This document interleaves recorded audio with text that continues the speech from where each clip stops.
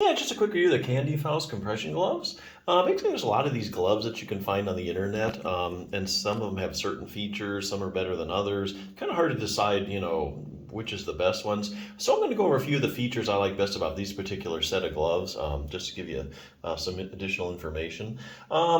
These have an open finger design, meaning that the tips aren't covered with any material. There's a couple advantages of this, because there are a lot of arthritis gloves where the whole hand and the tips of the fingers are covered.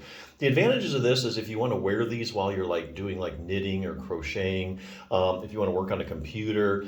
And the other thing is you can also use your fingers to use your phone, for touch screens. So that's available. If you have a regular glove that covers the fingertips, a lot of the times they won't work with your phone. So that's something big. That's something to consider. So that's one thing I like about this. You can, touch and grip freely. The other thing is it has a pretty breathable fabric, which I think is important, because especially in the summer months, if you're wearing these a lot, your hands can get hot. They might even get sweaty, and if you get sweating a lot, then the fabric's going to absorb the sweat, and then you're going to have to start stinking, after a while. And then after that, you're going to have to wash them. And anything that has elasticity in it, usually it breaks down after you wash it a bunch of times. It's just not as stretchy. So it's good just to start with a really breathable fabric to begin with. Plus, it makes the glove a whole lot more comfortable to wear, and you'll be more likely to wear the thing. So that's the other thing. The third feature I do want you to know about is that these are hand wash only. So you can't really throw them in the washer and dryer. So that's just something good to know about before you buy them. But yeah, if you're looking for a good pair of compression gloves, give you a little bit of light support around your finger joints and your wrist joint, I think this is a good selection. So that's external support, outside support. There's also internal support. There's also things you can do to get that.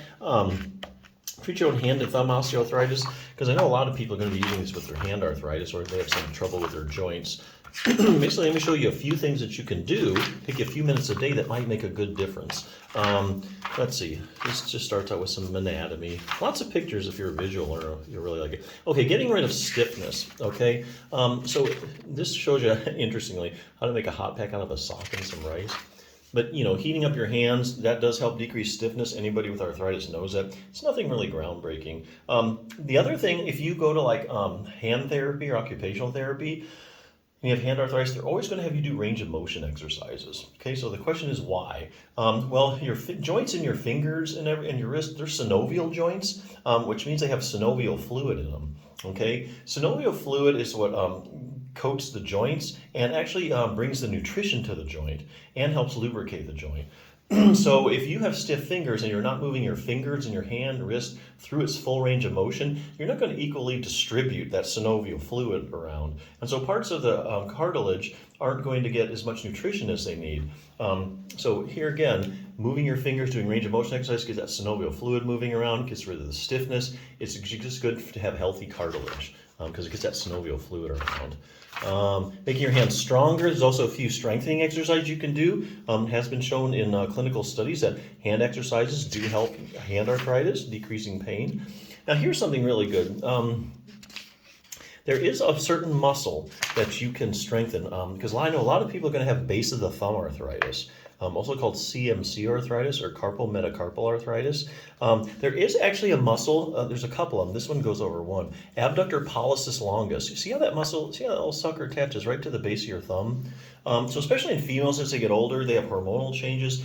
This causes ligamentous laxity. Ligaments hold the bones to the bones, and so if you don't have as tight a ligaments, then you're going to get excessive motion in the joint. That's where the problems start. You get this excessive motion, which causes the cartilage to break down. In the end stages, the ligaments actually start to shred, and then the bone gets actually subluxed or gets out of place. And that's why you see people walking around with a thumb like that, because the whole joint is just the bone is collapsed out of place. Anyway, strengthening this muscle will help give you more stability. You get more stability, you get less motion in the joint. Joint's a lot happier. So there are actually a lot of things you can do for your hand. Increase coordination, a little exercise with these balls. So yeah, it has a neat little program in here. Probably take you about 8 to 10 minutes a day, maybe every other day. So there are other things you can do if you know what to do. But if you're looking for some quick compression for your joints, no matter what the problem, I think this is a good choice. So definitely worth checking out.